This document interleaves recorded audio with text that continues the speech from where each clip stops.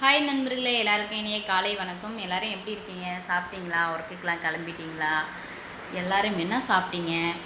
இப்போ நான் என்ன எங்கள் வீட்டில் என்ன சாப்பாடுனா, கீரையும் பருப்பும் கடைஞ்சேன். சிறுகீரை சொல்லுவோம்ல, அது பாப்பாவுக்கு இன்றைக்கி காலையில் ஒரு கத்தை வாங்கி பருப்பும் கீரையும் கடைஞ்சி பருப்பு கீரை சாப்பாடு. நீங்களாம் என்ன சாப்பிட்டீங்க? கமெண்டில் சொல்லுங்கள். Okay, thank you. லைக் பண்ணுங்கள். கீரை எப்படி கடைஞ்சன்றதே தெரியல. நல்லா இருக்குமா நல்லா இருக்காதா, இன்றைக்கி என்னை போய் பார்ப்பாங்க திட்டுவாங்க அப்படின்னு நினச்சிட்டே இருந்தேன். ஆனால் நல்லா தான் இருக்குது.